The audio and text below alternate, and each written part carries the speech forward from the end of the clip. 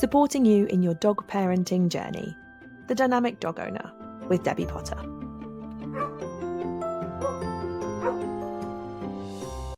Hello and welcome to this week's episode of The Dynamic Dog Owner, the podcast designed to support you, the dog parent, in your dog parenting journey. And again, Natasha is with us.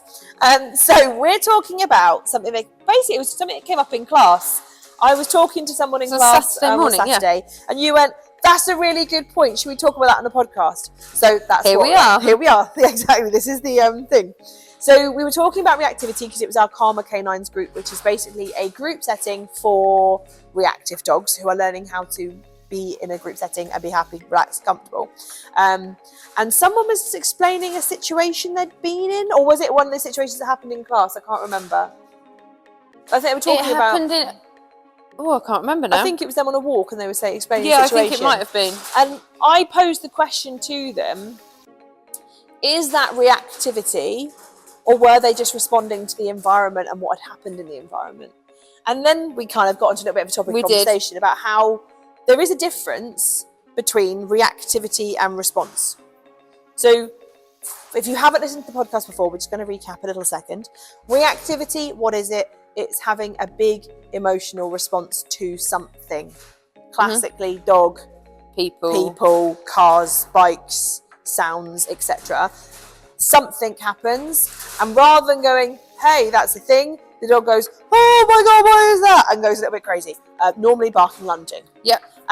So they have a big emotion. It's confused with aggression. It's rarely aggression. It is big emotions that are expressed, quite simply. So we tend to kind of, reactivity is such a big catch-all It's a massive phrase, umbrella. isn't it? Yeah. And it is used, I think, in the wrong context.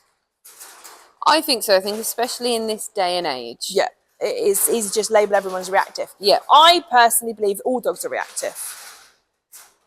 In some way, shape or form, every dog is reactive to something. Because we talk about emotional response and we often talk about the negatives, but, you know, look at your dogs when you come home from work. What do? Yeah, but again, are they reactive? Well, exactly, Or they is are it reactive. Well, this is the topic. You know, Are they having a big emotion to something happening? The front door opens. I guess another part of this for me is reactivity, you know, just on your point of like coming home. Yeah. Reactivity is always considered a negative. It is. You know, it's always considered this negative of, if you were to say, you know, reactivity, it's got this view of bad dog, aggressive dog, barking, lunging, ASBO. But it's not always that. No, I come in, my dogs get really excited. That's reactivity. Or are they just responding to what's happening in that moment? Exactly, but it's having a big emotion, which is what's classified as reactivity, right? It's knowing where the line gets exactly, drawn. And this is why it's a big old topic. So, getting back to the point, because we could go off on a tangent for hours. What is the difference between a reaction and a response? We were talking about it in class, and we basically said that, you know, if something happens and your dog goes, "Wow, what's that?" barks, it's classed as reactivity. Mm-hmm. But if another dog eyeballs them, barks first, or comes into their face and then they bark and lunge, it's not reactivity. It's them communicating and responding to the situation they're in. Mm-hmm. I think it's where as well. I've been having this big chat with a lot of one-to-one clients recently. I think it's also this big culture clash that we have with dogs weren't designed to live with us the way that we have them live with us. But we expect them to know how to live with us the way that we want them to live with us. Of course, when they don't speak English. And go figure. So I think a lot of it stems from this big culture clash of not understanding what effective communication between dogs is, because so much of it does come down to body language that just is not second nature to us. Yeah. That a lot of it, I don't necessarily think is always reactivity, but is response or communication. So maybe slightly differently, because it doesn't necessarily relate to reactivity, but So this weekend we had friends stay, and we ended up, it was heaven. We ended up on Saturday night having 7 spaniels in the house for the night. Sounds like carnage. Oh my God. Did you know what? It was beautiful. They were all chill. It was lovely. But my friend's got this amazing photo that she happened to just be taking a photo of something, and in the moment she clicked, something else happened, and she managed to capture it. So her little cocker was eating her dinner, and Murph was milling around the kitchen, which I didn't know at the time. And he got almost a little bit close. There was no kind of argument, but this picture just captured this perfect moment of her little cocker kind of just looking up at him going, this is my food, and this beautiful head turn and kind of like eye look away from him of like, I'm really sorry, I promise I'm not trying to take it.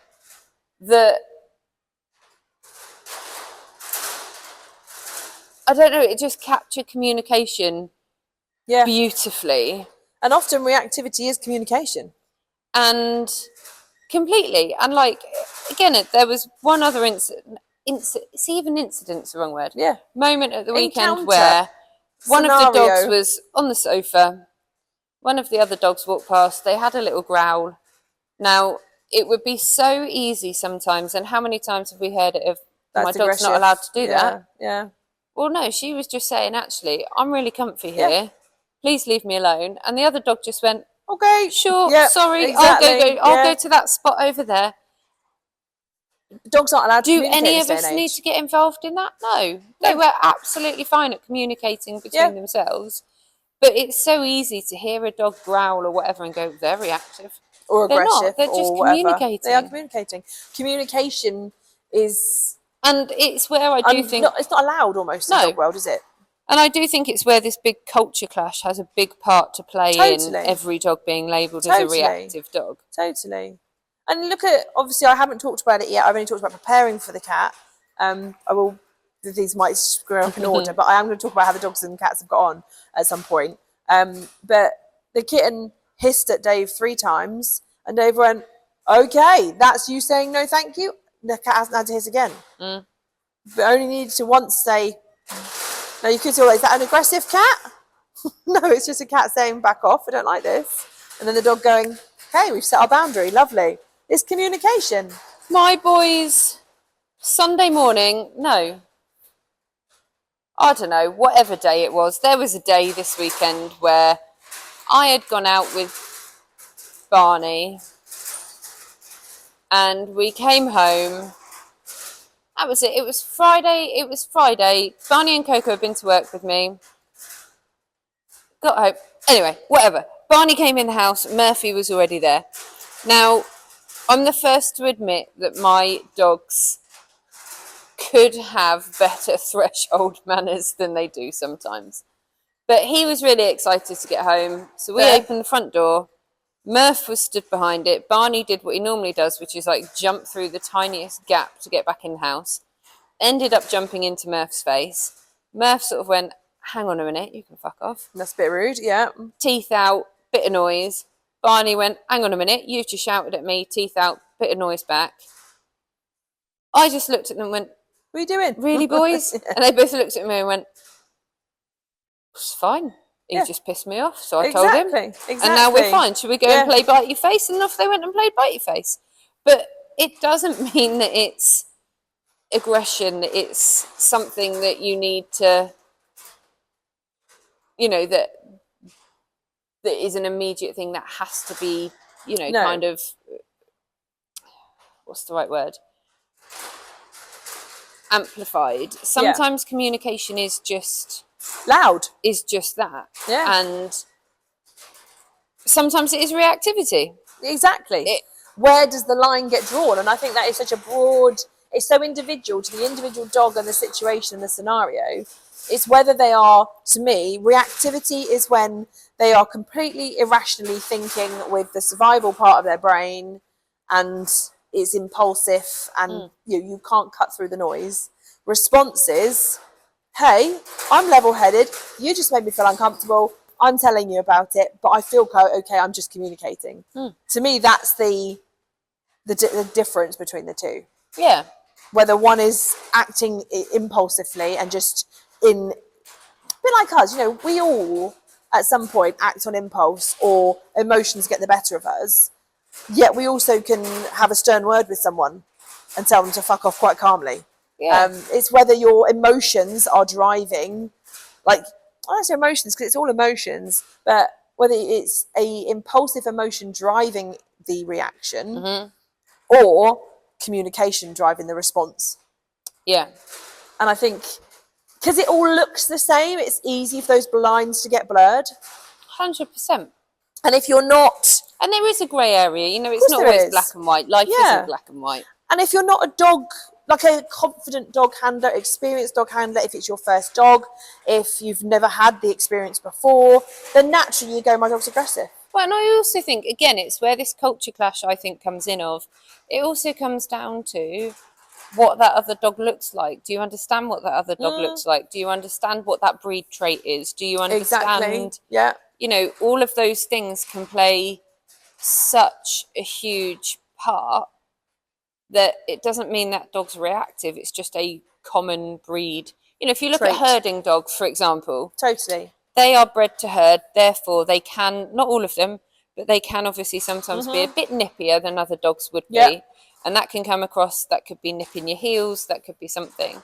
That doesn't mean that that dog is aggressive. It means that it is channeling, breed traits. Has breed traits coming through that are not being potentially satisfied. Obviously, it depends on the context. Or are just strong. Yeah, or that particular environment you're in brings out that breed trait because, you know, completely different note. Coco, my middle dog, in fact, your mum was here earlier and she was like, oh, she's so calm. Yeah, she is. But you put her in a woods where she's bred to do what she's bred to do, and calm is the word that you would not associate with her because environmentally it brings out those innate breed traits in her. And it all comes down to social acceptabilityness, and you know, she's doing that in the right place. Yeah. If she was doing that in the park, you'd be going, oh no, I don't want it here, but I want it there. Yeah. And herding, I don't want you to do it. But for example, a breed trait of retrieving, you go, oh, that's cool, that's cute. So it just depends on what it is, where it is, how it happens. And again, it's that cultural clash, isn't it? Yeah. We just don't allow them to be who they need to be. No, because we've brought them to live into this human. We've gone slightly off topic, but we have. Hey, because we've brought them into live into this human world, and we try and now this is a word I'm not very good at saying. Anthropomorphize. Nearly. Anthro. You're overthinking it. That word. Anthropomorphize. That's it. Thanks. I said it right now. I'm overthinking it too. You know, we put all these human emotions onto them, and you know, being very blunt, at the end of the day, they are dogs. Of course they are. And a lot of the things that we don't like about is what makes them dogs. They can be part of our family and we can adore them dearly, but they have very different emotions, ways of showing those emotions than we do. Absolutely. And a lot of it comes down to us not understanding it properly. Definitely.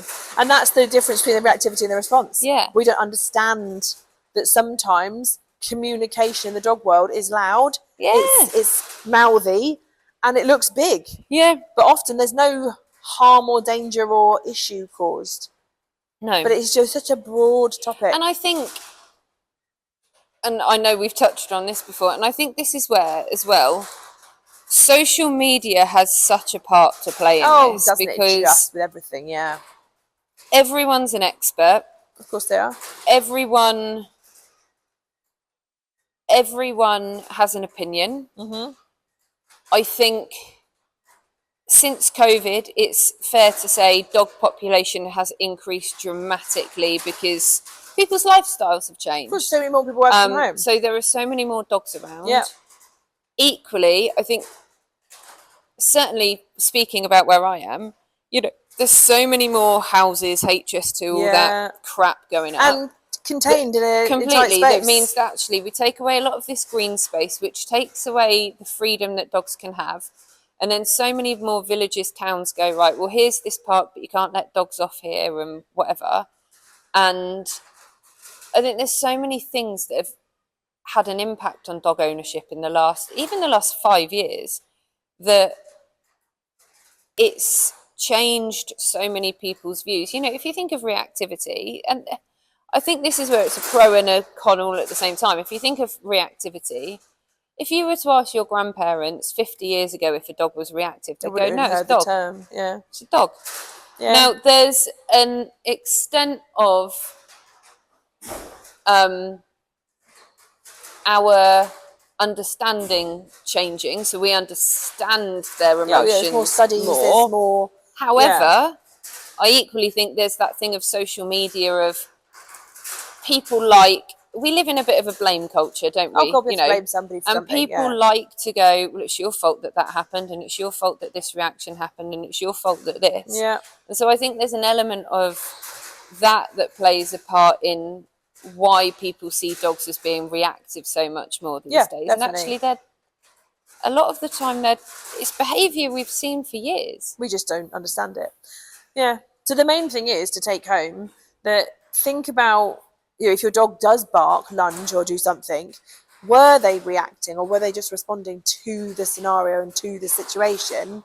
And therefore, that's the drama. It's the response rather than anything else. 100%. Makes a big. It changes your own perspective on the situation. And obviously, that should be caveated with, that's not taking away from dogs that are reactive. Oh no, totally. There it's just misunderstood. That do genuinely need more space or whatever it might be, but it comes down to that understanding. Yeah. And just because your dog isn't and your dog responds, doesn't react, doesn't mean it's socially acceptable or polite, because doesn't mean that just they're responding politely. They can still be responding in a really rude way, but it is a response, not a reaction. They can still have an over the top response, and dogs can still have a very mild reaction. So it's so individual, and it's so dependent on the situation, because you can have a reactive dog who barks and lunges, you can have a reactive dog that lays down. You can have a responsive dog that responds quietly and politely. You can have a responsive dog that shouts and barges and is rude in it. So both can be taken to the extremes. 100%. And it's unfortunate that we clump them all in the same boat and we label it all as reactivity. So there you go. Food for thought. Reactive or response. I could carry on chatting about that for hours. We could, but we're not. No, we're not. To tears. We're not. So have a little think. Any questions, comments, always put them in, ask us, chat, whether it be on social media or in the comments of this. But yeah, have a little think about that. See if it resonates with you and your dog. Have a lovely week, and we'll catch up with you again very soon. If you love listening to the podcast, why not check out the Pawcademy for practical dog training advice and how-to videos. The hub is broken down into sections, and hundreds of pre-recorded videos are there for you to start watching whenever you choose. You can watch them back as many times as you like. You also get to talk to other community members and discuss your training, and benefit from live Q&As with myself where you can get your questions answered. Why not make use of our 3-day free trial where you can access all of the content on the hub absolutely free for 3 days. The link is in the description below, so do check that out, and I can't wait to see you in the hub. Thank you for listening to The Dynamic Dog Owner with me, Debbie Potter. See you next time.